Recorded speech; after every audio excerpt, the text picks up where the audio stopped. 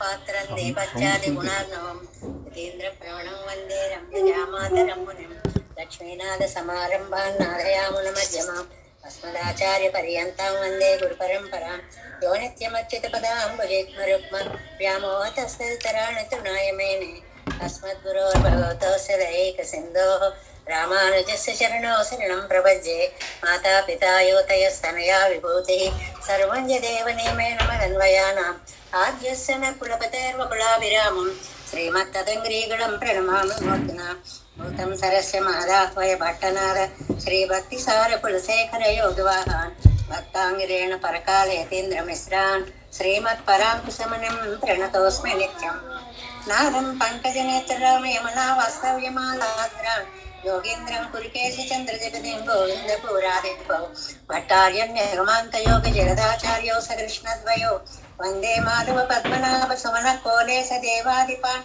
నమో వేదాంత వేద్యాయ జగన్మంగళహేతవే యస్య వాక్అమృతాసార పూరితం భువనత్రయం వేదాంత వేద్యామృతవారిదాసేః వేదార్థసారామృతపూరమగ్ర్యం ఆదాయ వర్షంతమహం ప్రపద్యే కారుణ్యపూర్ణం ఖలు వైరిదాసం శ్రీమత్కృష్ణ సమాహ్వాయ నమో యామన సోనవే యత్కటాక్షరలక్ష్యాణామ సులభ శ్రీధర సదా శ్రీకృష్ణపాద పాదాబ్జే నమామి శిరసా సదా యత్ప్రసాద ప్రభావేన సర్వసిద్ధిరభోన్మమ లోకాచార్యాయ గురువే కృష్ణపాదస్య సూనవే సంసార భోగి సందష్ట జీవ జీవాతవే నమః.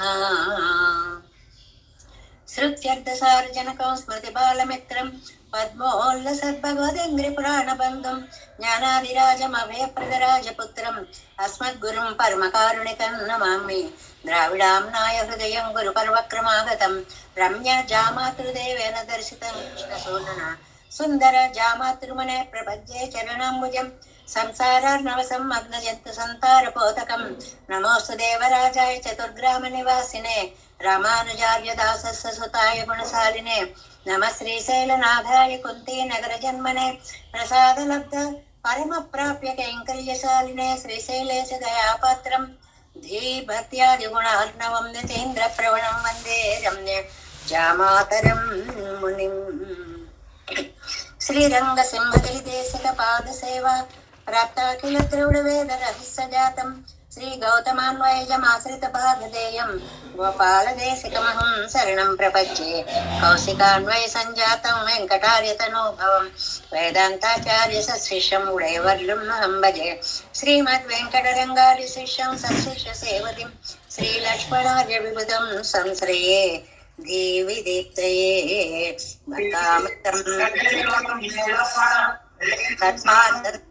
శ్రీ షటగోపవాङ्మయం సహస్రశాఖోపనిషత్ సమాగమం నమామ్యహం ద్రావిడ వేద సాగరం తిరువజినాడెన్నం தென் குருகூரென்னும் மறுவினியவன் பொன்னலென்னும் அருமறைகளந்தாதி செய்தான் அடியினையே எப்பொழுதும் சிந்தையாய் நெஞ்சே தெளிந்து மனத்தாலும் வாயாலும் வன் குருகூர் பேணும் இனத்தாரை அல்லாதிரைந்தேன் தனத்தாலும் தேதும் குறைவிலேன் எந்தை சடகோபன் பாதங்கள் யாமுடைய பத்து எந்த பெருங்கீர்த்தி ராமானுசமனுதன் வாயந்த மலர் பாதம் வணங்குகின்றேன் ஆயந்த பெரும் செய்கிறார் சடகோபன் செந்தமிழ் வேதம் தரிக்கும் பெறாத உள்ளம் பெறா வான் திகழன் சோலை மதிலிரங்கள் வன்புகழ் மேல் ஆன்று தமிழ் மறைகள் ஆயிரமும் என்ற முதல் தாய் சடகோபன் முயம்பால் வளர்த்தாய் இராமானுசன் மிக்கவிரை நிலையும் மையாமயர் நிலையம் தக்க நெறியும் தடையாகி தொக்கியலும் ஊழ்வினையும் வாழ்வினையும் நோதும் கொள்கை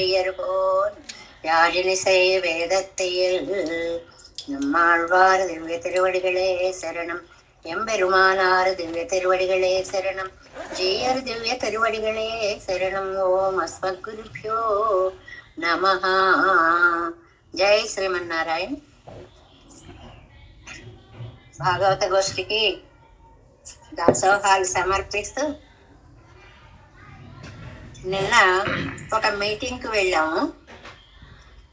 అందులో మహానుభావులైనటువంటి సిరిసెనగల్ వెంకటాచార్య స్వామి వారు, సముద్రాల రంగరామానుజాచార్య స్వామి వారు, అమరవాది నరసింహాచార్య స్వామి వారు, శటగోపాచార్య స్వామి వారు, ఇలా చాలా మంది పెద్దలు అక్కడికి వెళ్ళామని చెప్పడానికి చెప్పట్లేదు. వారందరూ చూడగానే అమ్మా మీ గోష్ఠి బాగా సాగుతోందా అంటే మన గోష్ఠి గురించి వాళ్ళందరూ మంగళాశాసనాలు అందించారు అని చెప్పడం కోసం ఈ మాటను చెప్తున్నా. అంతంత పెద్దలు మన గోష్ఠిని గురించి ఎంతో చక్కగా మాట్లాడారు.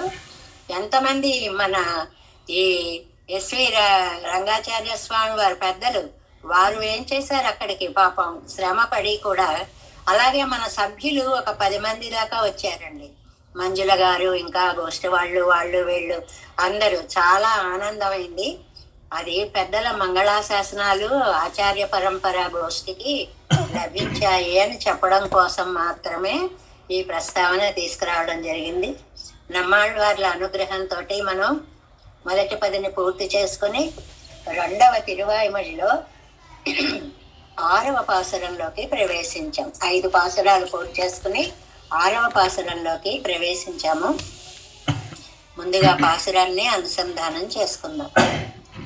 నైవాయ ఎమ్మే పోల్ నాళ్మదియేని ఎన్నాళ్ மைவா நெருலகற்றாய் மாழாந்து தேம்புதியால் ஐவாய அரவணை மேல் ஆழிப்பெருமானார் மெய்வாசகம் கேட்டு உண்மை நீர்மை தோற்றாயே. நைவாய எம்மே போல் நாள் மதியே நீ இந்நாள் மைவான் இருளகற்றாய் மாழாந்து தேம்புதியால் ஐவாய் அரவணை மேல் ஆழிப்பெருமானார் மெய்வாசகம் கேட்டு உண்மை நீர்மை తోట్రాయే. ఆళ్వారి నాయకి యొక్క మానసికమైనటువంటి విరహ వేదన పరాకాష్ఠకి చేరుతోంది. మనం ఈ 10లో చెప్పుకుంటున్నాము, ఈ తిరువాయిమలిలో చెప్పుకుంటున్నాము. ఏ వేటిని చూసి ఆళ్వారి నాయక కలత చెందుతున్నారు అనేటువంటిది. ఓ నార పక్షిని పిలిచారు, ఓ అన్నెల్ని పిలిచారు, ఓ మేఘాన్ని పిలిచారు, ఓ ఆకాశాన్ని పిలిచారు. ఇలా ఒక్కొక్క దాన్నే చూస్తూ ఉంటే ఈ మేఘం పక్కన చంద్రుడు కనపడ్డాడు. ఆ చంద్రుడు కూడా కళామాత్రంగా కనపడ్డాడు, ఒక రేఖగా కనపడ్డాడు అనమాట. అయ్యో ఇలా అయిపోయాడు అని మా అలాగే నువ్వు కూడా కృషించిపోయావా అని సమన్వయిస్తూ ఆ చంద్రుడిని గురించి, ఈ చంద్ర రేఖని గురించి ఈ 6వ పాసురంలో నమ్మాళ్వార్లు చెప్తున్నారు. ముందుగా ప్రతిపదార్థాన్ని చూద్దాము. నైవు ఆయ శిథిలం, శైథిల్యం, బాధ అంటే చెప్పలేనంత కష్టం ఉన్నటువంటి ఎమ్మే పోల్ మావలనే అంటే మేము ఎంత బాధపడుతున్నామో అసలు చెప్పడానికి శక్తి లేదనమాట.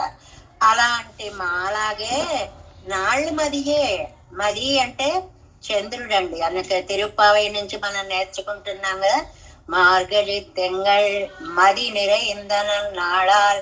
మది అంటే చంద్రుడు అండి. ఆ చంద్రుడు నాళ్ళు మది, రోజు రోజుకి పెరిగేటువంటి చంద్రుడు, రోజు రోజుకి క్షీణించేటువంటి చంద్రుడు ఆయనకి. అంటే ఒకసారి పౌర్ణమి, ఒకసారి అమావాస్య. ఇక్కడ ఆళ్వారి నాయకికి రోజు రోజుకి పూర్ణుడవలసిన వాడివి ఇలా ఎందుకు క్షీణించిపోతున్నావు అని ఒక బాధ అనమాట.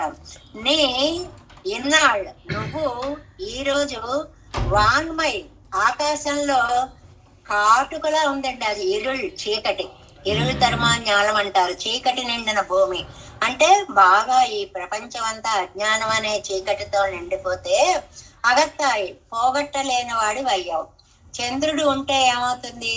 చీకటి పోతుంది. ఇది చంద్రుడు సూర్యుడు తేజస్వరూపులు కాబట్టి చీకటిని పోగొడతారు అనేది సామాన్యమైనటువంటి విషయం. ఈయనేమంటున్నారు, పరాంకుశ నాయక ఏమంటోంది, అయ్యో ఇలా చిక్కిపోయావు కాబట్టే నువ్వు చీకటిని పోగొట్టలేకపోతున్నావు. అగత్తాయి పోగొట్టలేకపోతున్నావు, చీకటిని పోగొట్టే శక్తి పోగొట్టుకున్నావు. మాజాంద్ ఏమీ ప్రకాశం లేదు. మనకి పాడ్యమనాడు చంద్రుడు ఎక్కడ ఎలా ఉంటాడండి, కనపడకుండా చిన్న రేఖగా ఎలా ఉంటాడు. తేంబుది క్షీణించిపోతున్నావు, అలా రోజు రోజుకి కృషించిపోయావా. అవునులే, కనుక అని అర్థం అనొచ్చు, అవునులే అనొచ్చు. ఏమిటి? ఐవాయ్ అరవణై మేల్. ఐవాయ్, ఐ అంటే 5 అని అర్థం అండి. వాయ్ అంటే నోళ్ళు. ఐవాయ్ 5 నోళ్లు కలిగినటువంటి, 5 ముఖాలు కలిగినటువంటి అరవణై మేల్ శేషసాయి. ఈయన పెరుమాళ్ళకి పేరు. శేషుడి మీద పడుకుని ఉంటాడు కాబట్టి శేషసాయి. ఆ శేషుడి ఐవాయ్ 5 పడగలు కలిగినటువంటి వాడు ఆయన. ఒకటి ఆయి పెరుమానార్ చక్రాన్ని ధరించేటువంటి స్వామి. ఈయనకు 2 విశేషణాలు వేశారు ఈ పాసురంలో. ఒకటి శేషుని మీద శయనించి ఉంటాడు, రెండవది చక్రాయుధాన్ని ధరించి ఉంటాడు. అలాంటి పెరుమాళ్ళ యొక్క మైవాసకం కేట్ ఆయన చెప్పాడండి, అసలు నీకెందుకు, నేను రక్షిస్తాను కదా అని భలే చెప్పాడండి. నన్నే నిజాలేమో అనుకునేంత బాగా అబద్ధం ఆడాడు. పెరుమాళ్ళు అంటున్నారు ఆళ్వార్ నాయకి, అసలు ఆయన చెప్తే అవన్నీ నిజాలు అనుకున్నాను నేను. అంత నమ్మించేలాగా, అంటే అబద్ధం ఆడితే అడ్డగోడ కట్టినట్టు ఉండాలి అని సామెతండి. ఒక తప్పు చెప్పాము అంటే నిజమే అనుకునేలాగా అలాంటి పదాన్ని ఇక్కడ ప్రయోగించారు. ఏమిటి అంటే, యథార్థమైన సూక్తులు విన్నావా చంద్రుడా నువ్వు కూడా? అయిపోయిందిలే. నీ యొక్క మై నిర్మై శరీర సౌందర్యాన్ని తోతాయే పోగొట్టుకున్నావా? అయ్యో చంద్రుడా, ఆ పెరుమాళ్ళ మాట నమ్మేసి నిజంగా ఆయన రక్షిస్తాడనుకుని ఎదురు చూసి రక్షించకపోయేటప్పటికి ఇలాగ కళలన్నీ తగ్గిపోయి నీరసించిపోయి ఉన్నావా? అందువల్ల ఓ బాలచంద్రుడా, నువ్వు ఆకాశంలో ఉండేటువంటి చీకటిని ఏమాత్రం పోగొట్టలేకపోతున్నావు. ఆవేళ చంద్రకాంతి ఎక్కువగా ఉండదు కదండి. అందువల్ల కాంతి పోయి ఒక క్షీణమైన దశలోకి నువ్వు వెళ్ళిపోయావు. అవును, నువ్వు కూడా మాలాగా ఆయన మాటలు నమ్మావా ఏంటి? ఏన మాటలు? ఆ 5 తలల పావుమే పడుకుని ఉంటాడే, ఆ చక్రాయుధం పట్టుకుని ఉంటాడే, ఆయన మాటలు నమ్మావా ఏంటి? ఆయన ఎంత బాగా అబద్ధాలు ఆడతాడంటే నిజమేమో అనిపించేంత బాగా అబద్ధాలు ఆడతాడు. రక్షిస్తా రక్షిస్తా రక్షిస్తా అంటూ అబ్బే ఏమీ రక్షించడు. ఆయన మాటలు వినేసి నమ్మేసి అయ్యో పాపం నీ సౌందర్యాన్ని పోగొట్టుకున్నావా అని బాలచంద్రుణ్ణి, రేఖామాత్రుడైనటువంటి చంద్రుణ్ణి చూసి పరాంకుశ నాయకి ఈ పాసురంలో ఆయన కూడా తమలాగే క్షీణించిపోతున్నాడు అనేటువంటి విషయాన్ని చెప్తున్నారు. ఈ పాసుర వ్యాఖ్యానంలో మనకి చాలా ముఖ్యమైనటువంటి 2 శ్లోకాలని మనకి నంబిళ్ళై వారు రామాయణ శ్లోకాలని ఉపమానంగా చెప్పారు. రామాయణం లేనిదే అసలు ఈడు లేదు కదండి, చెప్పుకుంటున్నాం కదా. ఏదో ఒక శ్లోకాన్ని రిఫర్ చేయందే నంబిళ్ళై వ్యాఖ్యానం ప్రతి పాసురంకి అలా ముందుకు నడవదు, అది లేకపోతే నడవదు. ఇందులో 2 శ్లోకాలను చాలా అద్భుతమైన శ్లోకాలని చెప్పారండి. ఈడు వ్యాఖ్యానంలోకి వెళదాం. 21వ పేజీ. ఈడు 6ஆம் பாட்டு. మేఘెత్తిన్ అరుగే కళామాత్రమాన చంద్రంతో తినాన్. ఆ మేఘాన్ని చూసి అలా మాట్లాడుతున్నారు కదా, మొన్న చెప్పుకున్నాం కదా. మేఘం దానికి వర్షించడం స్వభావం. అయినా సరే అయ్యో మేఘమా, దుఃఖంతో ఇలా వర్షిస్తున్నావా, కన్నీరు కారుస్తున్నావా అని సమన్వయించారని చెప్పుకున్నాం కదా. ఆ మేఘాన్ని అలా చూడగానే పక్కన అలాగా ఒక రేఖలాగా పాపం చంద్రుడు కనపడ్డాడు. అయ్యయ్యో నీకెంత పని అయిపోయింది. నీ పని కూడా అయిపోయింది. ఇలా ఏకకళామాత్రుడుగా ఒక్క కళతో మిగిలిపోయావా తండ్రి అని అవనై పార్తూ ఉన్ వడివిల్ ఎజిలిందాయాగాదే ఎంగిరార్. అయ్యయ్యో నీ కాంతంతా పోయింది తండ్రి అని బాధపడుతున్నారు. మనం ఈ 10కి అంతటికి ఒక మాట ముందు గుర్తు పెట్టుకోవాలి. ఏమని? ప్రకృతిలో కనిపించేవన్నీ వాటి వాటి లక్షణాలతోటి ఉన్నాయి. చంద్రుడు ఉన్నాడు, క్షీణించడము పెరగడము అనేది చంద్రుడి యొక్క సహజ గుణం. కానీ ఆళ్వార్ నాయకుకి పక్షి తెల్లగా ఉంది అంటే అయ్యో పాపం వెలవెలపోతోంది దుఃఖంతో. అది కోత కూస్తోంది అంటే అయ్యో పాపం గాద్యద్యంతో ఏడుస్తోంది. ఈ చంద్రుడిలా ఒక కళ అయిపోయాడు అంటే స్వామి మాటలు నమ్మి మోసపోయి కృంగి కృషించి ఏకకళామాత్రుడిగా మిగిలాడు. ఇవన్నీ కవితా సౌందర్యాలండి. కవితా సౌందర్యాలు అంటారు వీటన్నిటినీ కూడా. అలా ఆళ్వార్ నాయకి భావిస్తోంది అని. నైవాయం మే పోల్, బాధతో ఉన్న మాలాగా నవయుడయ్యే అంగళై పోలే ఎన్నదల్, నైవు తానొరుపుడు కొండా పోలే ఎన్నదల్. ఆ బాధ అంతా ఒక ముద్ద చేసినట్లుగా ఉన్న మాలాగా, అంటే దుఃఖమే మూట కట్టుకుని ఉన్నాం. కదిపితే దుఃఖం వచ్చేస్తుంది. కొన్ని కొన్ని పరిస్థితులు ఉంటాయి చూడండి, బలవంతంగా జీవితం గడుపుతూ ఉంటారు. వాళ్ళని వెళ్ళి అయ్యో అని ఒక మాట అన్నాం అనుకోండి, ఇంకా తట్టుకోలేకుండా బాధ, ఏడుపు అన్నీ వచ్చేస్తాయి దుఃఖంలో. అలాగట దుఃఖం అంతా మూట కట్టుకుని ఉన్న మాలాగా. ఎందుకని? పెరుమాళ్ళ మాటలు నమ్మి ఈ స్థితి తెచ్చుకున్నాం. అందుకని అక్కడ చెప్తున్నారు, మేము ఎలా ఉన్నామో తెలుసా, ఎంత దుఃఖంతో ఉన్నామో తెలుసా అంటే, ఒక అందమైనటువంటి ముందు శ్లోకాలు చదివేసేసి అర్థం చెప్పి అప్పుడు వ్యాఖ్యానం చెప్తే చాలా తేలిగ్గా అర్థమవుతుంది అనమాట. అందువల్ల సపంకాం ప్రమాణ తిరట్టులో మొదటి శ్లోకంలోనే ఉన్నాయి. అవి ముక్క ముక్కలుగా మనకు వ్యాఖ్యానంలో కనిపిస్తాయి అన్నమాట. సపంకాం అనలంకారాం విపద్మామివ పద్మినీం వ్రీళితాం దుఃఖ సంతప్తాం పరిమ్లానాం తపస్వనీం. అది ఒక శ్లోకం అండి.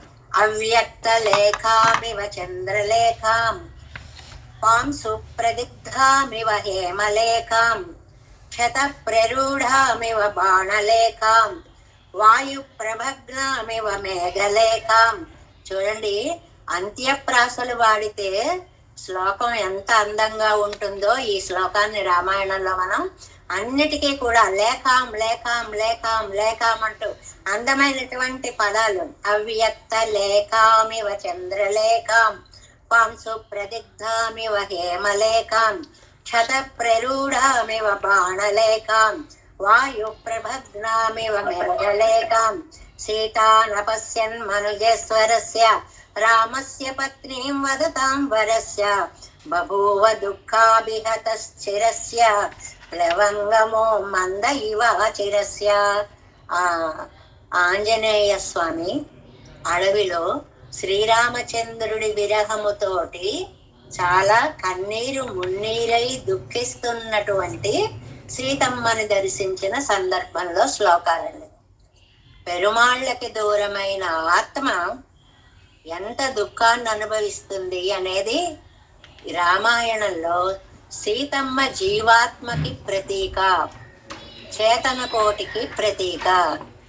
ఆవిడ పరమాత్మ నుంచి దూరం అయింది, రాముడి నుంచి దూరం అయింది. అప్పుడు ఎంత దుఃఖపడింది. అప్పుడు హనుమ అనే ఆచార్యుడు వారిద్దరిని ఎలా కలిపాడు, ఎంత వేదాంతార్థమో చూడండి. అందులో జీవాత్మ లాంటి సీతమ్మని పరమాత్మ అయినటువంటి రామచంద్రుడితో హనుమ అనేటువంటి ఆచార్యుడు కలిపిన విలక్షణమైనటువంటి అర్థాన్ని చెప్పే రామాయణంలో పరమాత్మకి దూరమైనటువంటి జీవాత్మ దుఃఖాన్ని రాముడికి దూరమైనటువంటి సీత దుఃఖంతో పోల్చారు ఇక్కడ నంబిళ్ళయ్య గారు వ్యాఖ్యానంలో. చూడండి, ఒకటి సపంకాం మొదటి పదం భూమిயில் నిన్నం తోత్తిన పోది పోలే ఇరుందాళ్. పంకము అంటే మట్టి అండి, బురదండి. అవును, భూపుత్రిక కదా, అందువల్ల మట్టితో నిండుంది. అందులో మళ్ళీ ఒక చమత్కారం అనమాట. వాళ్ళ అమ్మ భూమి కదా, అందువల్ల ఆ తల్లి కూతురు కాబట్టి మట్టితో నిండి ఉంది అని. అదొక చమత్కార భావన. మామూలుగా చెప్పుకుంటే మట్టి కొట్టుకుపోయింది, ఏడ్చి ఏడ్చి ఏడ్చి దొల్లి దొల్లి దాంతో దుఃఖంతో ఒళ్ళంతా మట్టి కొట్టుకుపోయింది. పంస పంకాం అనలంకారం అత్తయ్యలిత్తపిక్కున్ அவர் సన్నిధియాలే ఒప్పనయ్యిందిరిందాళ్. రాముడు దూరముగా ఉండడం వల్ల అలంకారము లేనటువంటి స్త్రీగా ఉంది. అసలే దుఃఖంతో ఉంది, ఇంకా అలంకారం గురించి ఆలోచనే అక్కర్లేదు. కానీ ఇంకో శ్లోకంలో అంటారు రామాయణంలో, ఆ స్థితిలో కూడా పెట్టని అలంకారంలా ఉంది ఆవిడ ముఖం అంటారు. దానికి కింద ఒక శ్లోకం ఇస్తారు, అది కూడా చెప్తాను తర్వాత. அனலங்காரம் அத்தை எழுத்தெப்பிக்கும் அவர் சந்நிதியாலே ஒப்பன எழுந்திருந்தாள் విపద్మామివ పద్మినీం. పద్మినీం అంటే పద్మిని అంటే సరస్సు, పద్మాలు కలది సరస్సు పద్మిని. ఎంత మంచి పేరు! పద్మములు కలది కాబట్టి పద్మిని అని పేరు సరస్సుకి. విపద్మం, పద్మాలు పుట్టడానికే వీలు లేని సరస్సులా ఉంది. ఇక్కడ వ్యాఖ్యానంలో చాలా అందంగా చెప్తారు. అపద్మం అనొచ్చు, ఎందుకంటే చాలా చెరువులు ఉంటాయి, పద్మాలు ఉండవు. ఆ పద్మం, పద్మాలు లేనివి అనొచ్చు, కానీ అలా అనలేదుటండి. ఇది కొంచెం లోతుగా చెప్పుకునే అర్థం అంటారు పెద్దలు. పద్మము, అసలు పద్మాలు పుట్టడానికే వీలు లేకుండా ఎండిపోయిన సరస్సులాగా. సరస్సు అంటూ ఉంటే ఎప్పటికైనా పుడతాయో మాంతాయో. అసలు సరస్సే ఆ లోపల పద్మాన్ని కలిగించేటువంటి శక్తిని కోల్పోతే అది విపద్మం అనేటువంటిది. పెరుమాళ్ళు వందాలం, దానికి వ్యాఖ్యానం చెప్పారు చూడండి. సాక్షాత్తు శ్రీరామచంద్రుడే వచ్చిన ఈ వాసులెత్తే ఉండక్క వండాదు ఎన్నంబడి முதலிலே தாமரை குடிப்போன పొయ్గై పోలే ఇరుందాళ్. సాక్షాత్తు శ్రీరామచంద్రుడే వచ్చి కనిపించిన చైతన్యం వస్తుందో రాదో అన్నంతగా కృషించిపోయిన తల్లి. స్వామి వచ్చినా కూడా స్పందించలేనంత నీరసపడిపోయినటువంటి తల్లి అనేటువంటిది. అవ్యక్త లేఖామివ చంద్రలేఖాం போயத்தைந்த படிக்கும் வைவர்ணத்துக்கும் நிதர்சனமாக சொல்லுகிறது. అవ్యక్త లేఖాం ఇవ చంద్రలేఖాం. చాలా అందమైనటువంటి శ్లోకాలండి ఇవన్నీ కూడా. అవ్యక్త రేఖామివ చంద్రలేఖాం అంటే స్పష్టంగా కనపడనటువంటి చంద్రలేఖ ఎలా ఉంటుందో, కాంతి లేకుండా, రంగు ప్రకాశము లేకుండా ఉండేటువంటి ఒక చంద్ర కళ లాంటి సీతటండి. అలా అయిపోయింది ఆవిడ పరిస్థితి అని. పాంసు ప్రదిగ్ధామి వహేమలేఖాం. బంగారం ఉంది, మట్టిలో పడిపోయింది, మట్టి కొట్టుకుపోయింది. దాన్ని చక్కగా కడిగి శుభ్రం చేసి మెరుగు పెడితే తళతళ్ళాడిపోతూ ఉంటుంది. లోపల ఉన్నది బంగారం, పైకి కనపడేది మట్టి. అలా అయిపోయిందిటండి సీతామాత. ఆవిడ ఆవిడ దైన్యం, రాముడి కోసము పడేటువంటి దుఃఖంతో సహజ కాంతి దాచినా దాగనటువంటి బంగారం లాంటి శరీరం మట్టి కొట్టుకుపోతుంది. ఇంకా మంచి ఉదాహరణ, అసలు వాల్మీకి లాంటి మహానుభావులు ఇంకొక కవి లేరు అంటారు కాళిదాసు. ఎందువల్లంటే క్షత ప్రేరూఢామివ బాణలేఖాం. క్షతప్రరూఢం, ఓ బాణం దెబ్బ తగిలిందండి, ఆ లోపల ఇంత బాణం ముక్క ఉండిపోయింది. ఆ లోపల ఉండిపోయినటువంటి ముక్కని శల్యం అంటారు. ఆ విరిగిపోయి శరీరంలో గుచ్చుకున్న ముక్కకి శల్యం అని పేరు అనమాట. అది లోపల అలాగే ఉంటే పైన మందు వేసి కట్టేస్తే ఎలా ఉంటుందో అలా ఉంది అని పోల్చారు. అసలు ఈ రకమైన ఉపమానం ఎక్కడ మామూలు కవులకి అందేటువంటిది కాదు. ఎందువల్ల లోపల అంత దుఃఖంతో ఆవిడ దీనురాలై ఉంది, పైకి మనిషిలా కనిపిస్తోంది. అది ఎలా ఉందిట, బాణపు ములుకు లోపల ఉండిపోతే పైన కట్టు కట్టేస్తే ఎలా ఉంటుందో అలా ఉంది. అంటే తీర్చలేని బాధ లోపలే ఉండిపోయింది, పైకి మాత్రం కట్టు కనిపిస్తోంది. చాలా అద్భుతమైనటువంటి ఉపమానం అన్నమాట. బయటికి దుఃఖించట్లేదు, అసలు దుఃఖించడానికి కూడా ఓపిక లేకుండా కొయ్యబారిపోయి అలా కూర్చుని ఉంటారే, అలాంటి స్థితిలో ఉందన్నమాట. ఏడవడానికి కళ్ళల్లో తడి కూడా పోయింది అంటారు వాల్మీకి భగవాన్. చాలా అందమైనటువంటి ప్రయోగాలు అవన్నీ కూడా. లోపల చూస్తే దుఃఖం ఎలా ఉంది, శల్యము ఒక బాణం ముక్క లోపల గుచ్చుకుపోతే అలా కదులుతూ ఉంటే కలుక్కుమంటూ ఎంత బాధ పెడుతుందో అంత దుఃఖం లోపల. పైకి ఎలా ఉంది, కట్టు కట్టేసినట్టుగా. ఎందుకంటే ఆ కట్టు వల్ల ప్రయోజనం లోపల అది పెట్టుకుని దాన్ని ఆపరేట్ చేయాలి, తీసేయాలి, అప్పుడు కట్టు కట్టాలి. కానీ లోపల ఉంచేసి పైకి ఇంత పెద్ద కట్టు కడితే ఇగో సీతామాత యొక్క దుఃఖం అలా ఉంది అని. ఇంకొక పోలిక చెప్తారు, వాయు ప్రభిన్నామివ మేఘలేఖాం. ఆ జుట్టంతా కూడా సంస్కారం లేకుండా, తైల సంస్కారాదులు లేకుండా, దువ్వకుండా పెట్టుకునేటప్పటికి ఆ జుట్టంతా గాలికి చెల్లా చెదరైపోయి అది కూడా అందంగానే ఉంది అంటారు హనుమ. ఇక్కడ మనం ఒకటి చెప్పుకోవాలి, అందమైన వాళ్ళు ఏది చేసినా అందంగానే ఉంటుంది. అది లోకంలో మనం ఈ సత్యాన్ని ఒప్పుకోలేకుండా ఈ నగలేసుకుంటే అందంగా ఉంటామేమో, ఈ చీరలు కట్టుకుంటే అందంగా ఉంటామేమో అనే భ్రాంతితోటి ఇవన్నీ చేస్తూ ఉంటాం. ఎంత మాట అంటారంటే వ్యాఖ్యానంలో ఒక కవి, కోతిని అలంకరించినట్లు మానవాలంకారముండును అని ఒక మాట అంటారు. ఒక కోతిని తీసుకొచ్చి దాని మెళ్ళో అన్నీ వేసి దానికి పట్టు చీరలు కట్టి అన్నీ చేస్తే ఎలా ఉంటుందో అలా ఉంటుంది. ఉండవలసినది ఆత్మ సౌందర్యము. అసలు అందంగా ఉండేటువంటి వాళ్ళు ఏమీ పెట్టుకోక్కర్లేదు, ఏ పట్టు చీరలు కట్టుకోక్కర్లేదు, ఆత్మ సౌందర్యంతో మెరిసిపోతూ ఉంటారు అని ఒక మాటకి కింద వ్యాఖ్యానంలో ఇచ్చారు. ఇది ఎంత బాగుంటుందో అని చెప్తున్నాను అనమాట. కింద నుంచి 1 2 3 4 5 6 7th లైన్ అండి. కింద నుంచి 7th లైన్. సరసిజమను విద్ధం శైవలేనాపి రమ్యం మలినమపి హిమాంసోః లక్ష్మలక్ష్మీంతనోతి ఇయమధిక మనోజ్ఞ వల్కలేనాపి తన్వి కిమివ హి మధురాణాం మండనం నాకృతీనాం. ఎంత అందమైన శ్లోకము కాళిదాస్ చెప్పారండి. ఇది అభిజ్ఞాన శాకుంతలము అనేటువంటి దాంట్లో మనము కేయూరాణి న భూషయంతి పురుషం హారా న చంద్రోజ్వల న స్నానం న విలేపనం. ఈ బాహ్యాలంకారాలు కాదండి అలంకారం. నిజంగా ఉండేటువంటి ఆత్మ సౌందర్యం దేహానికి కూడా అందాన్ని ఇస్తుంది. ఎలా ఇస్తుందండి అంటే కొన్ని ఉదాహరణలు చెప్పారు చూడండి. సరసిజ మనవిద్దం శైవలేనాపి రమ్యం. అందమైన సరసిజం పద్మం అండి, దాని చుట్టూ తామర అలాగ తీగలాగా ఒక రౌండ్ ఇలా కొట్టి అల్లుకునుంది. అయినా ఎంత బాగుందో, పుట్టి ప్యూర్ అక్కర్లేదు.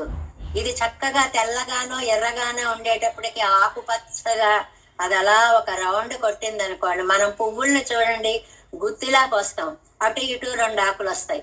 అబ్బా ఎంత బాగుందో. అదే పువ్వు ఈ ఆకులతోటి ఇంకా మరి ఆకులేమందామండి, ఆకులు పెట్టుకుంటామా పెట్టుకోం, కానీ ఆకులు ఆ పువ్వు పక్క చేరేటప్పటికి అందాన్ని ఇస్తాయి. కాళిదాస్ చెప్పినటువంటి అద్భుతమైనటువంటి భావం ఎప్పుడు చెప్తున్నాడు ఈయన? శకుంతల విరహావస్థలో ఉన్నప్పుడు చెప్తున్నాడు. దుష్యంతుడు వెళ్ళిపోయాడు, వస్తానన్నాడు, రాలేదు, ఆ కథ అంతా అలాగా. అప్పుడు ఈవిడ బాధపడతాను. అప్పుడు సరసిజమన విద్దం శైవలేనాపి రమ్యం మలినమపి హిమాంసోహో లక్ష్మీన్ తనోతే. చంద్రుడు ఉన్నాడండి, చంద్రుడిలో ఒక మచ్చ కనిపిస్తుంది. మరి ఇప్పుడు అక్కడికి వెళ్ళారు కాబట్టి ఏం చూసి వస్తారో మనకు తెలియదు. మృగాంకుడు ఉన్నాడో, మచ్చ ఉందో, ఏ ఉన్నాయో, ఏది అలా కనిపిస్తుందో దగ్గరికి వెళ్ళి పట్టుకుని చూసేసే రోజులు వచ్చాయి. ఇంతవరకు చదువుకునే రోజులు అనమాట.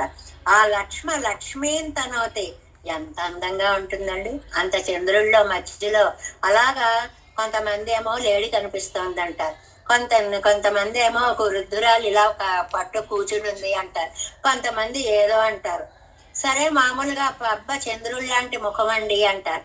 మళ్ళీ దాని మీద జోక్స్ వేస్తారు, చంద్రుడి మీద ఎన్ని రాళ్ళు రప్పలు గుంటలు ఉన్నాయో ఆవిడ ముఖం కూడా అలాగ గుంటలుగా ఉంది కాబట్టి చంద్రుడు లాంటి ముఖం అన్నాము అని జోక్స్ కూడా వేస్తూ ఉంటారు. ఇవన్నీ వ్యాఖ్యానాల యొక్క మహిమండి. ఇదంతా కూడా హిమాంసోహో లక్ష్మీన్ తనోతి ఇయం అధిక మనోజ్ఞ వల్కలేనాపి తన్వి. ఈ తన్వి శకుంతల వల్కలం కట్టుకుంది. వల్కలము అంటే ఈ నార చీర కట్టుకుంది. ఆశ్రమంలో పెరిగింది కదండి కణ్వ మహాముని దగ్గర, అందువల్ల నార చీర కట్టుకుంది. వల్కలేనాపి, అబ్బా నార చీరలో కూడా ఇంత అందంగా ఉందా అంటే అసలైన అందం ఉన్న చోట ఏం కట్టుకున్నా ఏం పట్టుకున్నా అవి అందాన్ని ద్విగుణీకరింప చేస్తాయే తప్ప అందం అనేది అసలు అందం అలాగే ఎలా ఉన్నా అందంగానే ఉంటుంది. కిమివహి మధురాణం మండనం నాకృతీనాం. అందమైన వాటికి ఏది చేస్తే అందంగా ఉండదండి అని ఒక మాట అంటాడు కాళిదాసు. ఇక ఇక్కడ సీతమ్మను అలా పోల్చారు అంటారు ఈ వ్యాఖ్యానంలో.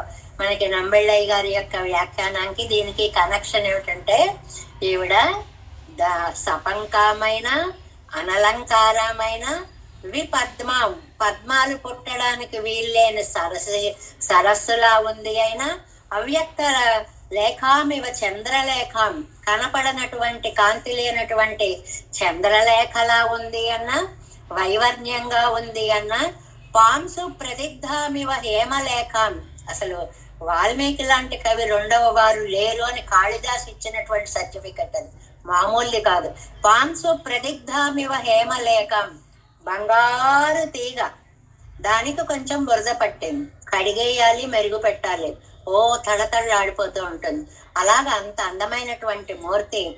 నచ్చరక్కు వంద అజుక్కు, చాలా మంచి బంగారాన్ని గనక మెరుగు పెడితే ఎంత బాగా వస్తుందో అలాగా. లోపల ములుకు విరిగిపోయి ఉండగా పై పైకి కట్టిన కట్టులాగా, అంబువాయి ఉళ్ళే కిడక్క పురంబే సమాధానం పండిన పోలే.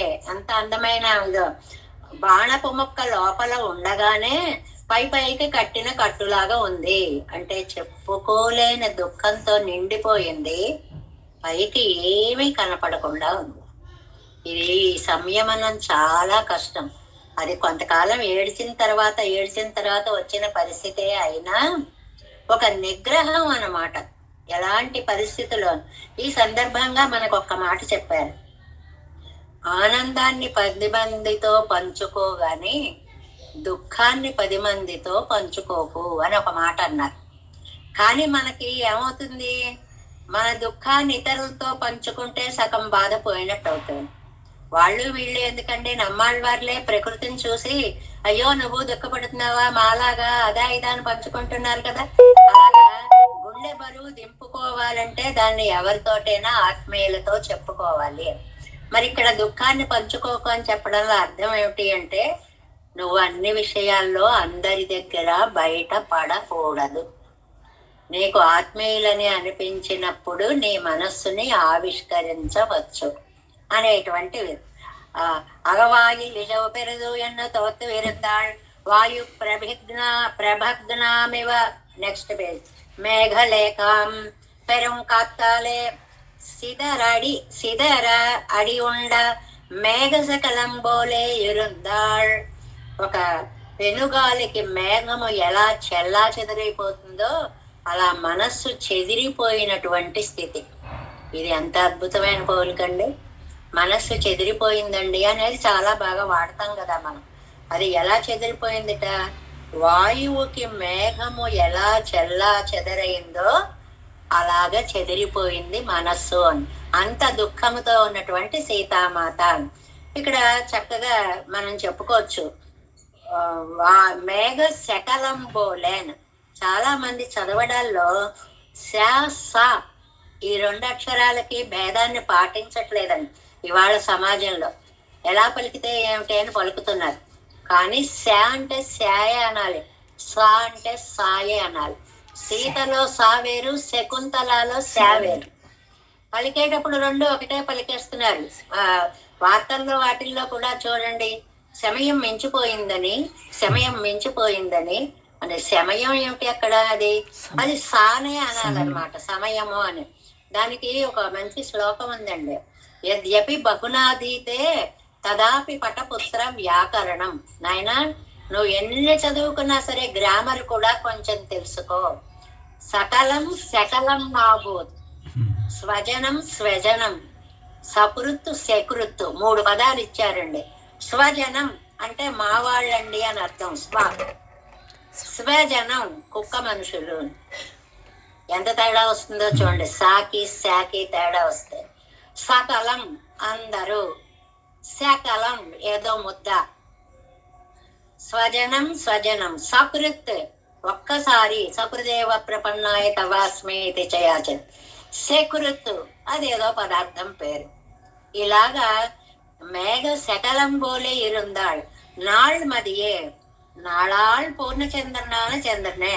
రోజు రోజుకి పెరిగి కాంతిమంతుడవయ్యే ఓ పూర్ణచంద్రుడా, అయ్యో ఇవాళ ఇంత దుఃఖంతో ఉన్నావా? పండు పూర్ణనాగ కండు వైకుమే నువ్వు. అదే మనకి పౌర్ణమి వచ్చేటప్పటికి ఎంత నిండుగా ఉండేవాడో, పాపం ఇలా అయిపోయాడో అని. నాన్ మదియే నాట్పు ఎన్నమా పోలే ఇళమది ఎండ్రుమాం. ఇళమది లేత చంద్రుడు. లేత చంద్రుడు అంటే కనపడి కనపడకుండా ఉన్నటువంటి చంద్రుడు. నీ దర్శనీయనానన్నీ. ఆ వ్యాఖ్యానంలో ఒక్క అక్షరాన్ని వదిలిపెట్టరండి నంబిళ్ళయ్య. చా అంటే ఆ చాకు అర్థం చెప్తారు. నీ నువ్వు, ఎలాంటి నువ్వు? ఆహా, చంద్రుణ్ణి చూడకపోతే ఎలాగాని లోకానికి అనిపించే నువ్వు ఇవాళ ఇన్నాళ్ళు ఈ కాలం மை வானிர்களத்தாயே இப்படி குறையத்திருக்கடவனே இக்காலத்திலே வந்தவாறே ఆకాశத்தில் కరుత ఇరళై పొక్క మాట్టుగిరలై ఎన్నుదల్. ఎప్పుడు నువ్వు వచ్చేటప్పటికి చీకటి పరుగు పెట్టుకుపోయేది, కానీ నువ్వు బలహీనుడవయ్యేటప్పటికి చీకటి ఓ ముసురుకొచ్చేస్తోంది. ఎంత సమన్వయమో చూడండి. అది ఇక్కడ కరుత్తు వలిదాన ఇరుళైపోగ மாட்டுகிறலை என்னதல் எத்திரி எளிய நானால் శత్రుக்கள் కూడ నిండ్రు ఉరుముమా పోలే మేడడా నిండ్రదు. చాలా సహజమైనటువంటి లక్షణం. అవతల వాడు బలహీనుడవుతున్నాడు అంటే ఆ సమయం చూసి శత్రువు అటాక్ చేస్తాడు. అలాగ నువ్వు బలహీనుడవయ్యావు అనేటప్పటికి చీకటి విజృంభించింది. అదే పోలిక. చీకటి బాగా వచ్చింది అనడానికి, అవును నువ్వు బలహీనుడవయ్యావు, శత్రువు బలహీనుడైనప్పుడు ఆహా ఇదే సమయం రాని శత్రువు మీదకి బాణాలు వేస్ట్ చేస్తుంటారు. అలాగా నువ్వు కూడా ఈ చీకటికి లొంగిపోయావా తండ్రి అని. సహా అవస్థానముండాగా నిండ్రది. సహా అవస్థానం అంటారు.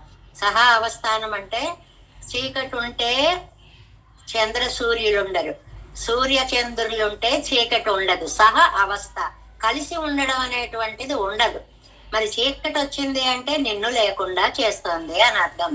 మాతాందు అంబుదియాలు ఒళి మజంకురైందరాయనన్ రాయి అయ్వా ఇత్యది.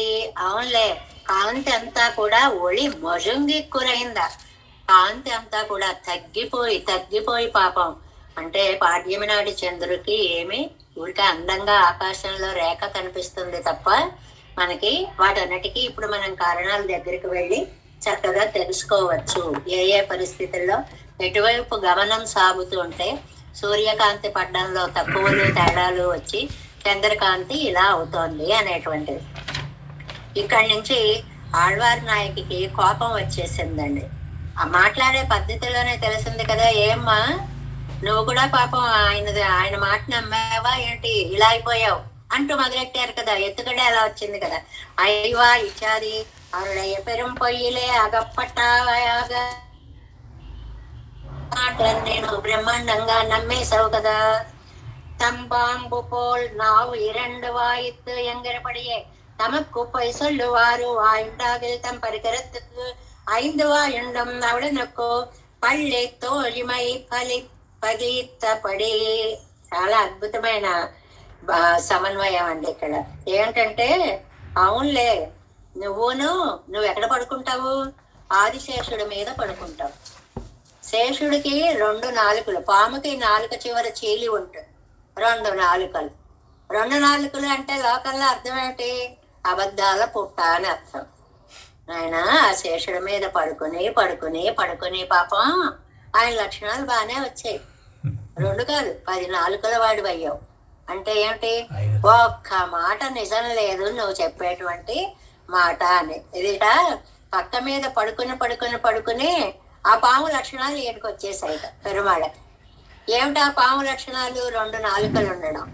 అక్కడ ఏమైంది? 5 పడగలు కదండి, 5 రోళ్ళు 10 నాలుకలు అవి. ఆహా, ఏం కుదిరిందయ్యా నీకు నీ పడకకి స్నేహం. నీకు 1 నాలుక ఉండేది ఒకప్పుడు అనుకున్నాం, కానీ ఇప్పుడు 2 నాలుకలు కాదు, 5 రోళ్ళు 10 నాలుకలు ఉన్నాయి. అంటే అబద్ధాల పుట్టగి అనమాట. అంతేకాదు పడక చూస్తే అలా ఉంది నీకు. ஆழிப்பெருமானாள் அல்லாத பரிகரமோதான் நன்னா இருக்கிற పగలై ఇరవాక్కినై కిల్లదుకు పెరునలై నిற்கும் పరికరం. ఇక్కడ సైంధవుణ్ణి చంపడము అనేటువంటి వృత్తాంతాన్ని ఈ చక్రాయుధం మహిమలో చెప్పారండి. ఈ చక్రాయుధం వచ్చి అడ్డుపడి సూర్యుడు కనపడకుండా పోతే సూర్యాస్తమయం లోపు చంపుతానన్నాడు కాబట్టి సూర్యాస్తమయం అయిపోయిందని సైంధవుడు జయద్రథుడు బయటకు వస్తే ఆ తర్వాత చక్రం పక్కకు వచ్చేసేటప్పటికి ఇంకా సూర్యుడు ఉన్నాడు అని చెప్పేటప్పటికి వాడిని చంపేశారు. ఇక్కడ జరిగిందేంటి? పెరుమాళ్ళు చక్రాయుధమా నువ్వు వెళ్ళు అడ్డు ఉండు అన్నారా అంటారు నంబిళ్ళయ్య గారు. మనం మామూలుగా కథ ఏం చెప్తాము, చక్రం అడ్డాడండి కనపడలేదు సూర్యుడు అలా చేశాడు అంటాం. అలా అనడం లేదు ఈయన అక్కడ. పెరుమాళ్ళ దాకా లేదు, ముందు చక్రాయుధం బయలుదేరి వెళ్ళిపోయింట. నేను వెళతాను ఉండండి అని సూర్యకాంతి భూమి మీద పడకుండా అడ్డుపడింది. ఆ క్షణంలో చీకటి అనుకుని వాడిని చంపేశారు. తర్వాత చక్రం బయటకు వచ్చింది, ఇంకా సూర్యాస్తమం అవ్వలేదు, మాట నిలబెట్టుకున్నాడు అని.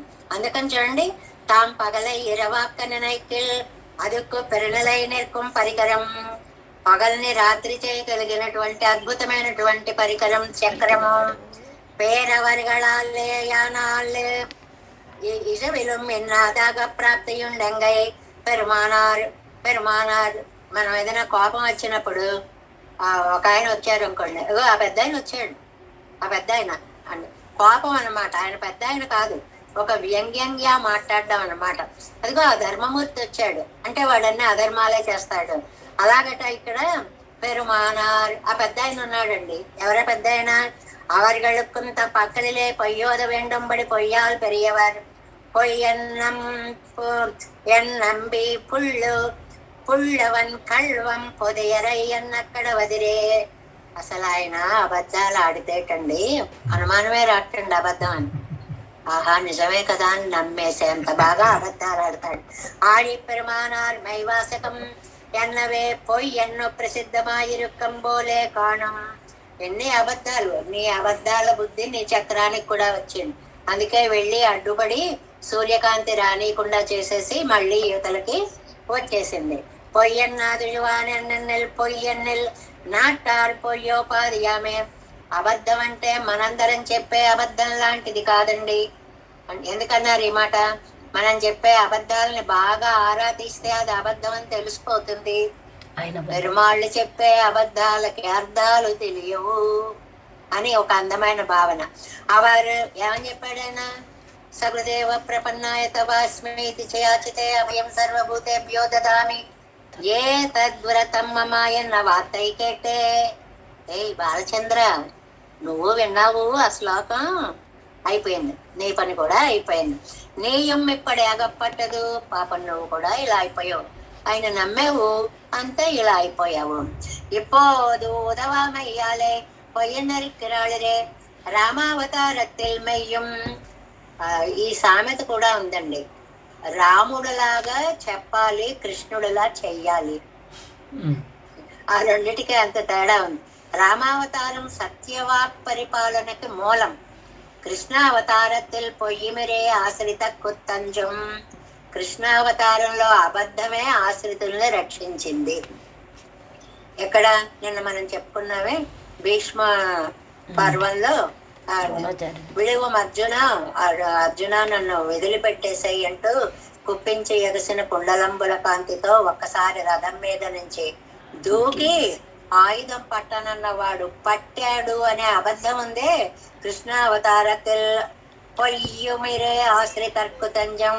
ఆ అబద్ధమే రక్షిస్తుంది. ఉన్మై నిర్మయితో తాయే ఉన్ వడివల్లి ఇழந்தாயாகாதே. అయ్యో నీ కాంటి అంతా కనపడకుండా దర్శనీయమాన తన్నళియాయ్ లోక ఉపకారకమాన ఉన్నుడంబిన్ ఒళియ్యాగాదే. లోకానికి ఇంత ఉపకారం, ఇంత వెన్నెల, ఇంత చల్లదనం, ఇంత అందమైన దృశ్యాన్ని ఇచ్చేటువంటి నీ శరీరము అయ్యో ఇలాగ కాంతిని పోగొట్టుకుందా. చాలా అందమైనటువంటి భావన. చంద్రుణ్ణి చూసి చెప్పారు అని. ఈ చంద్రుడు బాలచంద్రుడు ఒకప్పుడు పూర్వం చక్కగా నిండుగా ఉండేవాడు. ఇవాళ ఆకాశంలో రేఖామాత్రంగా ఉన్నాడు. ఏమాత్రము కూడా చీకటిని పోగొట్టలేకపోతున్నాడు. శత్రువు బలహీన పడ్డప్పుడు అవతలి వాడు మీదకు వచ్చినట్లుగా చీకటి అనేటువంటిది బాలచంద్రుణ్ణి కప్పివేయడానికి ప్రయత్నం చేస్తోంది. ఆయన 5 ముఖాల పావున్న ఆదిశేషునిపై పడుకున్నటువంటి స్వామి 10 నాలుకల వాడులాగా తయారయ్యాడు. ఏదో అంటాడు ఏతద్వ్రతం మమ అని. ఏమీ కాదు. నన్ను ఎక్కడ రక్షించాడు? నన్ను రక్షిస్తే అది నిజమని నేను అనుకుంటాను. కాబట్టి శేషుడు చక్రం కూడా ఏమండో స్వామివారే కాదండి, ఆయన బంధువులు కూడా అబద్ధాలు కోరలే. అంత కోపం వచ్చేస్తుంది ఆళ్వారినాయికి. బంధువులు ఎవరు? ఒకటేమో శేషుడు, 10 నాలుకలు ఉన్నాయి కదా, అందువల్ల ఆయన అబద్ధాలు కోరు. చక్రం ఏం చేసింది? చీకటి చేస్తాను అని చెప్పి స్వామి చెప్పకుండానే పరిగెట్టుకుపోయి సూర్యుడికి అడ్డుపడిపోయింది. ఆయుధం పట్టను అన్న ఆయన్ని పట్టించేసేలాగా చేసినటువంటి ఒక ఇది ఉందే. ఇలాంటివన్నీ ఆ చక్రానికి ఆయనే కాదండి. మన అంటాం అబ్బో వాళ్లే కాదండి, వాళ్ళ ఇంట్లో అందరూ అంతేనండి బాబు, అలాగే ఉంటారు అని అంటామే. అలాంటి ఎక్స్ప్రెషన్ అనమాట ఇక్కడ. పెరుమాళే కాదండి బాబు, ఆయన పడుకునేటువంటి పక్కందే 5 తలలు, 5 రోజులు, 10 నాలుకలు. ఏం చెప్తామండి బాబు, ఆ లక్షణాలే పడుకుని ఆయనకు కూడా వచ్చేసాయి. ఏదో వ్రతం రక్షిస్తాను అని అన్నాడు, సర్వజీవుల్ని రక్షిస్తాడు అనుకుని బాలచంద్ర, అయ్యో నువ్వు ఆయన మాటలు నమ్మావా? నమ్మకు నాయన. రామావతారంలో ఎప్పుడో కృతయుగంలో చేశాడు ఆ ప్రతిజ్ఞ. కృష్ణావతారం దగ్గరికి వచ్చేటప్పటికి అన్ని పక్కకు పోయేలే, ఆ అవతారమే చాలా విశిష్టంగా ఉందిలే. ఇలాంటి వాణ్ణి నమ్ముకుని ఉన్మై నిర్మై తోస్తాయే, నీ శరీర కాంతిని అంతటిని పోగొట్టుకున్నావా తండ్రి అనేటువంటి దాన్ని అందంగా బాలచంద్రుణ్ణి చూసి బాధపడిన నమ్మాళ్వారి స్థితిని ఈ పాసురంలో చెప్పారు. నైవాయ ఎమ్మే పోల్ నాళ్మదియే నీళ్ళాళ్ மைவா நிருளகத்தாய் மாழாந்துதேம்புதியாள் ஐவாய் அரவணை மேல் ஆழிப்பெருமானார் மெய் வாசகம் கேட்டு ఉన్మై నిర్మై తోతాయే. సరే, తర్వాత 8వ పాసురంలో 7వ పాసురంలోకి ప్రవేశిస్తున్నాం. ఆ చంద్రరేఖను అలా అంటుండగా చంద్రుడు కనుమరుగైపోయి మొత్తం చీకటి వచ్చేసింది. ఈ చీకటి రావడానికి బీజాన్ని 6వ పాసురంలో వేసేశారు. అదిగో వచ్చేస్తోంది, శత్రువు మీదకి వచ్చేస్తోంది, చీకటి వచ్చేస్తోంది. ఇక్కడ ఏమిటి?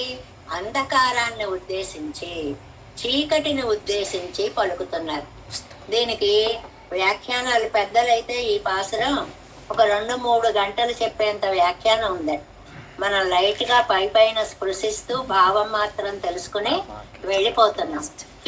చిన్న పదాలను తీసుకుని ఆళ్వారు ఎలా చెప్పారు, రామానుజులు ఎలా చెప్పారు, మిగిలిన వారందరూ ఎలా చెప్పారు, ఈ చర్చ చాలా నడిచినటువంటి பாசுரம் 7వ பாசுரம்.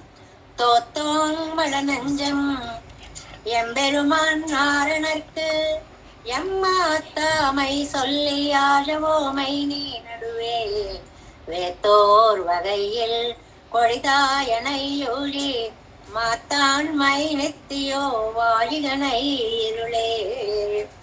தோத்தோம் மளநஞ்சம் எம்பெருமான் நாரணர்க்கு எம்மாத்தாமை சொல்லி ஆழவோமை நீ நடுவே வேத்தோர் வகையில் கொடிதாயனையூழி మాతాన్మై నెత్తియో వాడిగనై ఇరుళే. ఇరుళే అని పెంచారు. ఇరుళ్ళంటే చీకటి అని చెప్పుకున్నాం ఇందాక. దీన్ని సంగతి అంటారండి. పూర్వ పాసురంతో తర్వాత పాసురంకు ఉండేటువంటి సమన్వయం, లింక్ ఏమిటి చెప్పడాన్ని సంగతి అని అంటారు. కిందటి పాసురంలో బాలచంద్ర నువ్వు క్షీణించిపోతున్నావు, చీకటి వచ్చేస్తోంది అన్నారు. ఆ వచ్చిన చీకటి ఎలా ఉందో ఈ పాసురంలో చెప్తున్నారు. కాబట్టి దీన్ని సంగతి అనే సమన్వయం చెప్పారు. ఇక్కడ ప్రతిపదార్థం చూడండి. ఎంబెరుమాన్ నారాయణర్కు, మా స్వామి అయిన నారాయణునికి, మడం నంజం విధేయమైనటువంటి మనస్సు. ఇంతకు పూర్వం మా మనస్సు మా స్వామి నారాయణుడికే మడం విధేయమై ఉంది. ఇప్పుడు ఆ మనసు కాస్త పోయిందండి. ఆ మనస్సు కాస్త పోయింది, దాని లక్షణం మారిపోయింది. మా మాటే వినడం లేదు అసలు. అది ఎమ్మాతామై సొల్లి, మా విరహ దుఃఖాన్ని చెప్పుకొని అజవోమై ఎంత బాధపడుతున్నామో చూడండి. ఒక్కొక్కళ్ళు చెప్తుంటారు అనుకోండి, దుఃఖం చాలా సహజమైన పద ప్రయోగాలండి ఇవన్నీ కూడా. ఆ దుఃఖం చెప్పేటప్పుడు ఎక్స్ప్రెస్ చేసేటప్పుడు ఒక మాట అని కాసేపు ఏం మాట్లాడలేక ఏడుస్తారు, మళ్ళీ కళ్ళు తుడుచుకుని మళ్ళీ ఇంకో మాట చెప్తారు. ఆ సహజత్వాన్ని చెప్తున్నారు. అంత దుఃఖం, మాటని పైకి కూడా చెప్పుకోలేక ఎక్కి ఎక్కి వచ్చేటువంటి దుఃఖం యొక్క తీవ్రత. అలాంటి బాధలో ఉన్న మమ్మల్ని నీ నడువే నువ్వు మధ్యలో వచ్చావు అజ్ఞా, ఓ చీకటి మా మధ్యలో నువ్వు ప్రవేశించావు. వేత్తోర్వగయ్యిల్, మిగిలిన వాళ్ళందరూ బాధించడం ఒకలా ఉంది, చీకటి నువ్వు బాధించడం చాలా స్పెషల్ గా ఉందమ్మా. నీ అంత బాగా వాళ్ళు బాధించలేకపోయారు. ఇది అర్థమవుతుంది కదండి, చీకటిని ఎలా అంటున్నారు. అమ్మ తల్లి, నువ్వు బాధించినట్లుగా నన్ను ఎవరు బాధించలేకపోయారు. నీ నడువే వేత్తోర్వగయ్యల్, మాకు పరమాత్మకి మధ్యలో వచ్చావు నువ్వు, మాకు మిగిలిన వాటికి మధ్యలో వచ్చావు నువ్వు. కొడిదాయ్ ఎనయ్యూషి మాత్తాన్మయే, నువ్వు చాలా క్రూరంగా ఎప్పుడు కూడా శత్రుభావంతో నిలిచి ఉన్నావు. ఏమ్మా, నీకు మాకు ఏం శత్రువు ఉంది? ఆస్తిలో పంపకాలా, ఏదైనా గొడవల, మాటల, పట్టింపుల, చీకటి ఎందుకమ్మా? ఓ గాఢాంధకారమా, మా మనస్సులు పెరుమాళ్ళ ఎడల విధేయమై ఉన్నాయే. మేమేం చేశామమ్మా? ఓ నారా ఇలారా, ఓ అన్నిల్ ఇలారా, ఓ వానయ్య ఇలారా, ఓ ఇలా చంద్ర ఇలారా, బాలచంద్ర అని అందరినీ పిలుచుకుని మాలో మేము ఏదో కష్టాలు చెప్పుకుంటుంటే నువ్వు చూసి ఓర్వలేకపోయావా? మా మధ్యలోకి వచ్చి పడ్డావు, ఒకళ్ళ ముఖాలు ఒకళ్ళు చూసుకోవడానికి వీలు లేకుండా చూసావు. శత్రువుల కంటే ఎక్కువగా నువ్వు బాధిస్తున్నావు తల్లి. పోలే, నువ్వు సుఖంగా ఉంది. ఇది చివర దీన్ని అంటారు ముక్తాయింపు అంటారు. అమ్మా నువ్వు సుఖంగా ఉండమ్మా. ఈ మాటని ఎన్నర్థాల్లో అంటామండి. అందరినీ, ఇష్టమైన వాళ్ళని మనం ఆశీర్వదించేటప్పుడు, ప్రేమగా పలికేటప్పుడు మీరు చల్లగా ఉండాలండి. నువ్వు బాగుండమ్మా, నువ్వు బాగుండు అంటే అర్థం ఏంటంటే, నువ్వు మమ్మల్ని ఎంత బాధ పెట్టావో, ఏం బాగుపడతావో చిట్టు. అలాగా చీకటిని ఈ పాసురానికి మిగిలిన వ్యాఖ్యానాల్లో చాలా అద్భుతమైనటువంటి వివరణలు ఇచ్చారండి. ఇందులో మనకి ఒకటిలో ఆళ్వందారు ఏం చెప్పారు, ఎమ్మెరుమానారు ఏం చెప్పారు, మిగిలిన వారు ఏం చెప్పారు అని అద్భుతమైన వ్యాఖ్యానాలు ఇచ్చారు. ఇప్పుడు 1 నుంచి 6 వరకు ఆళ్వార్లతో కలిసి ఫ్రెండ్స్ అయ్యారండి. ఎవరెవరు? నారపక్షి, అన్నిళ్ళు, మేఘము, ఆకాశము, ఇవన్నీ ఆళ్వారు కలిసి 7వ పాసురం కాబట్టి 7 ఫ్రెండ్స్ అయ్యారు అంటారు సరదాగా. అక్కడికి వచ్చేటప్పటికి ఇక్కడ చీకటి ఈ ఫ్రెండ్స్ మధ్యలో దూరి అడ్డుపడిపోయింది అని. మిగిలిన వాళ్ళందరూ ఏం చెప్పారంటే, అన్ని పాసురాల్లో చీకటి బాధించింది, నారపక్షి బాధించింది, ఏదో బాధించింది, అది బాధించింది అని చెప్పుకున్నట్లే ఇక్కడ చీకటి బాధిస్తోంది అన్నారు. అంతకంటే విశేషమేం లేదు అని మిగిలిన వాళ్ళు చెప్పారు. కానీ రామానుజులు చాలా అందమైనటువంటి అర్థం చెప్పారండి. ఏంటంటే, వాళ్ళందరూ కలిసి నన్ను పెట్టే బాధ నువ్వు ఒక్కదానివే పెడుతున్నావు, అంత బాధ పెడుతున్నావు. కష్టం వచ్చినప్పుడు ఎవరితోటో కాసేపు చెప్పుకుందామని నేను నారపక్షి, నేను అన్నిళ్ళు, నేను మేఘము ఇలా అందరం మాట్లాడుకుంటుంటే నడువే మధ్యలో వస్తావా నువ్వు? మా ముఖాలు, ఒకళ్ళ ముఖాలు ఒకళ్ళు చూసుకోవడం నీకు ఇష్టం లేదా అంటే, ఈ 6 వరకు చెప్పినవన్నీ ఫ్రెండ్స్ అయ్యారు ఆళ్వార్లతోటి. 7లోకి వచ్చేటప్పటికి అజ్ఞానము చీకటైంది, ఆ చీకటి శత్రువు అయింది. ఆ భేదాన్ని ఎమ్మెరుమానారు చాలా చక్కగా చెప్పారు. అది బాగా గుర్తు పెట్టుకోవాలి. చీకటిని శత్రువుగా చెప్పారు అని, అది ప్రత్యేక నిర్వాహం. ఆ మిగిలిన వ్యాఖ్యానాలన్నిటిలోనూ కూడా లేదు, అవన్నీ ఒకలా బాధ పెడుతున్నాయి, నువ్వొకలా బాధ పెట్టావు అన్నట్ట ఆళ్వందారు. అదే అలా కాదండి, ఇంతవరకు ఉన్నవి ఒకళ్ళొకళ్ళం కలుసుకుని కష్టం సుఖం చెప్పుకున్నాం, ఇప్పుడు ఈ శత్రువు ఎదురొచ్చింది అన్నట్ట రామానుజులు. ఎంత తేడాయో చూడండి అభిప్రాయాల్లో. మేము 6గురం ఫ్రెండ్స్గా మాట్లాడుకుంటుంటే, మాకు వచ్చిన కష్టాలు చెప్పుకుంటుంటే, నువ్వు వచ్చి ఇలా బాధిస్తావా అంటే అందరి బాధ నువ్వొక్క దానివే పెడుతున్నాము అన్ని సిద్ధాంతం ఒకటి. మేమందరం కష్ట సుఖాలు చెప్పుకుంటుంటే మధ్యలో దూరి ఎందుకమ్మా అలా బాధపడతావు అనేటువంటిది ఒకటి. ఇక్కడ అందరూ బాధించారు, వాళ్ళందరూ సామాన్యంగా బాధించారు. కానీ నువ్వు మాత్రం 6 పెట్టు ఒక్క దాంట్లో కలిపేసుకుని 7 అయ్యి 7వ పాసురం మొత్తం 7 అయ్యి నన్ను అన్ని లోకాల్లో దుఃఖించేలాగా చేస్తున్నారు. చాలా అందమైన మాట ఒకటి అంటారు, మన ఇద్దరికి ఏమన్నా శత్రుత్వం ఉందా పూర్వం చెప్పు అని.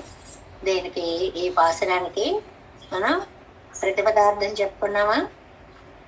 ప్రతిపదార్థం ఒక్కసారి చెప్తాను మళ్ళీ. ఎం పెరుమాన్ మా స్వామి అయిన నారాయణునికి మడం నంజం విధేయమైన మనస్సు. ఇంతవరకు మా మనస్సు నారాయణుడికి విధేయమై ఉంది.